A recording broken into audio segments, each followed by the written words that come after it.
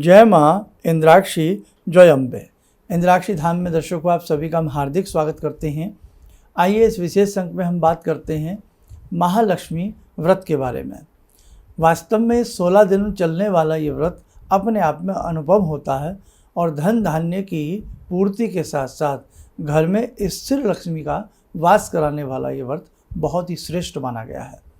ये व्रत कब से कब तक होता है, सारी जानकारी इस अंक में आप लोग प्राप्त करें और बहुत लंबा समय नहीं रहा है। ये मान के चलें 11 सितंबर से ये व्रत की प्रारंभ हो जाएगा, शुरुआत हो जाएगी। ये व्रत जब भी होता है भादो मास के शुक्ल पक्ष की अष्टमी से लेकर के, पुनः सुन लें, भादो मास के शुक्ल पक्ष की अष्टमी से लेकर के आश्विन मास के कृष्ण पक्ष की अष्टमी तक, यानी कि 16 दिनों तक ये व्रत चलता है। भादो का ये महीना चल रहा है और अष्टमी जो है वो 11 सितंबर की है। तो 11 सितंबर की प्रातःकाल से आप इस व्रत को प्रारंभ करें। अब कैसे करना है सारी जानकारी इस अंक में आप लोग समझ लें। हालांकि थोड़ा सा कार्यक्रम ये हमसे देने में चूक हुई है, लेट हो गए हम, लेकिन फिर भी आप लोग के पास समय है, आप इसे शुरू कर सकते हैं। कैसे करना है?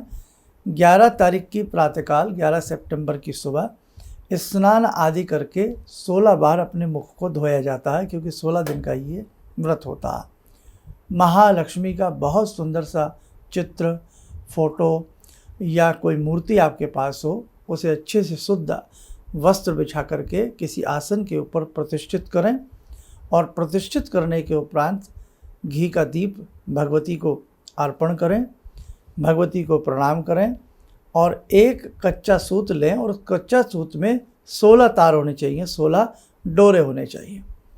16 डोरे ऐसी व्यवस्था में हो, इतना बड़ा वो कच्चा सूत हो कि 16 गांठें लगने के बाद वो आपकी दाहिने हाथ की कलाई पर बंध सके। ठीक है, समझ में आ रहा है? अब आपने वो 16 धागों वाला कच्चा सूत लिया, एक गांठ लक्ष्मी जी का ध्यान करके लगाई, फिर दूसरी गांठ लगाई, करते करते 16 गांठ लगा करके लक्ष्मी जी का ध्यान करके उस धागे को लक्ष्मी जी के ही चरणों में रख दें। अब लक्ष्मी जी का और उस धागे का पंचोपचार पूजन कर लें या षोडशोपचार पूजन कर लें। धूप दीप फल फूल पान पत्ता मिष्ठान आदि भगवती को अर्पण करके भगवती को प्रणाम करके ये कहें, हे जगत जननी, हे भगवती, हे महालक्ष्मी, हे अष्टलक्ष्मी, हे गजलक्ष्मी, हे स्थिर लक्ष्मी, आप मेरे घर में विराजें, आप मेरे घर में पधारें। मुझ दास का, मुझ गरीब का जो भी जीवन के अभाव हैं वो आप समस्त अभावों को दूर करें। बेटा, लक्ष्मी की आवश्यकता केवल धन के रूप में नहीं है, लक्ष्मी की आवश्यकता आज शांति के रूप में भी है। लक्ष्मी की आवश्यकता आज अच्छे शरीर स्वास्थ्य के रूप में भी है, क्योंकि अच्छा शरीर, अच्छी काया भी किसी विशेष संपत्ति से कम नहीं होती है। तो हमें स्वास्थ्य के रूप में भी लक्ष्मी चाहिए, हमें शांति के रूप में भी लक्ष्मी चाहिए, हमें धन के रूप में भी लक्ष्मी चाहिए, हमें मंगल कार्यों के रूप में भी लक्ष्मी चाहिए। अर्थात हमें अष्टलक्ष्मी को अपने घर में बुलावा देने, अष्टलक्ष्मी को अपने घर में विराजमान होने की ऐसी भगवती से कामना करें आप। तो भगवती से कामना करने के बाद भगवती के किसी भी बीजात्मक मंत्र को, लक्ष्मी जी के अनेकों मंत्र हैं, जैसे ओम महालक्ष्मी नमः या हिरिम श्रीम हिरिम महालक्ष्मी नमः या श्रीम हिरिम श्रीम महालक्ष्मी नमः, है ना। श्रीम भी इससे पढ़ लीजिएगा, श्रीम हिरिम श्रीम महालक्ष्मी नमः, या ओम ऐम श्रीम महालक्ष्मी नमः, या कमला कमलालय, आपको याद ही होगा, ये विशेष मंत्र हैं लक्ष्मी जी के। और नहीं तो सबसे आसान जो भगवती लक्ष्मी का मंत्र है वो यही है, ओम महालक्ष्मी नमः, ओम महालक्ष्मी नमः। इस मंत्र की 3 माला 5 माला करें, उसके उपरांत आरती करें। ठीक है। और इसमें एक बात का विशेष रूप से ध्यान रखें, ये व्रत जो होता है 16 दिन के लिए होता है। 16वें दिन 16 आटे के दीपक बनावें, वस्त्र कुछ दक्षिणालय में, और वो ब्राह्मण को दी जाती है। ठीक है। बाकी आपके यहाँ की जैसी जैसी परिपाटियाँ हैं, परंपराएं हैं, उसके हिसाब से भी आप इस व्रत को रखें। इसमें फलाहारी ली जाती है एक समय में, और बहुत लोग जो नहीं रह पाते हैं तो वो अपने हिसाब से व्रत के हिसाब से व्यवस्था बना लें। व्रत का जो भी खान पान होता है उसके हिसाब से व्यवस्था बना लें। फलाहारी की व्यवस्था इसमें जरूर रखें। जगदम्बा महालक्ष्मी को खीर का भोग नित्य प्रतिदिन आप लोग लगाते रहें। सुगंधित द्रव्य प्रज्वलित करके भगवती को अर्पण करते रहें, धूप दीप अर्पण करते रहें, गौ माता की सेवा करते रहें। 16वें दिन वो धागा हाथ से खोल करके वहीं अर्पण कर दिया जाता है और बाद में कुछ लोग इसको धन धान्य के रूप में भी रखते हैं और बहुत लोग इसे फूल चावल सामग्री के सहित हिसाब से जल प्रवाह भी कर देते हैं। तो जैसी आपके यहाँ की परिपाटी हो वैसा रखें। बहुत लोग इसी धागे को बांध करके किसी थैलिया में वहीं पर रख लेते हैं। ठीक है, ये जैसी जैसी आपकी अपनी परंपरा वो करें।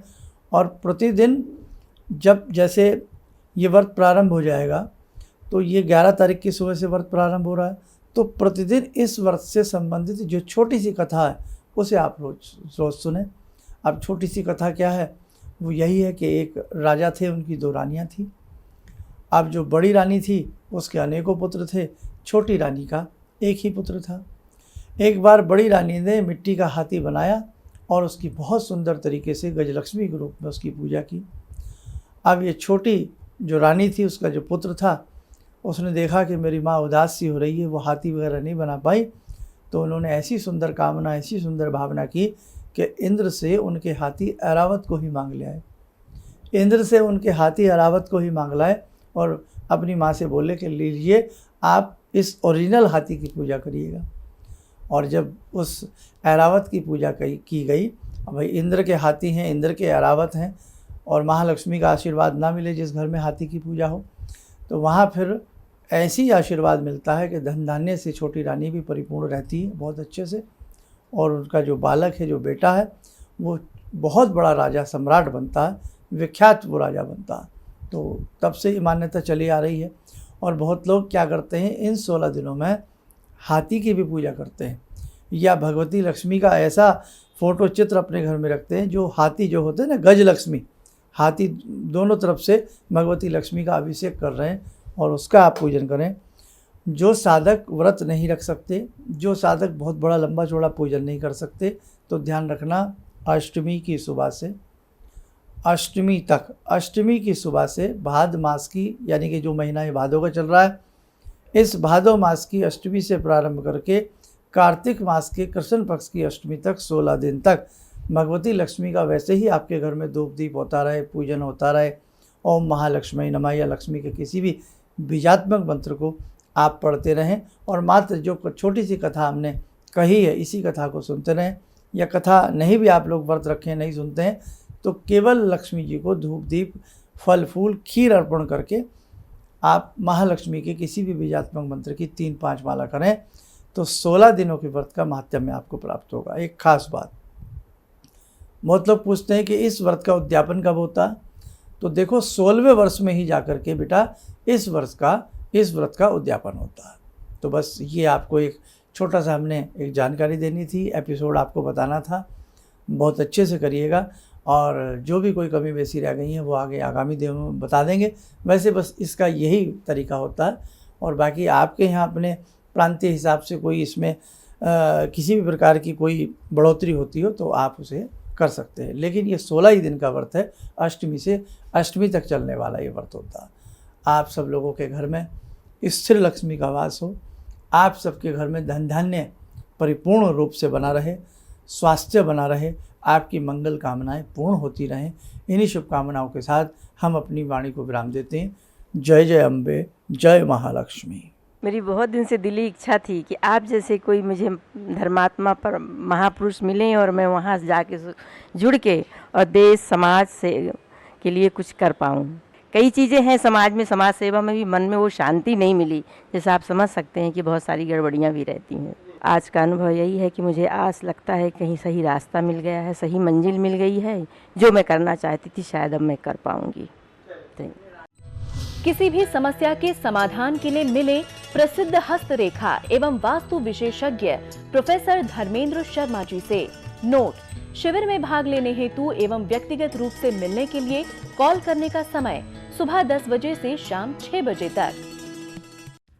हमारे विभिन्न ज्ञानवर्धक कार्यक्रम देखने के लिए आप हमें अभी सब्सक्राइब करें, बेल आइकन को प्रेस करें ताकि आप देख सकें हमारा कार्यक्रम सबसे पहले।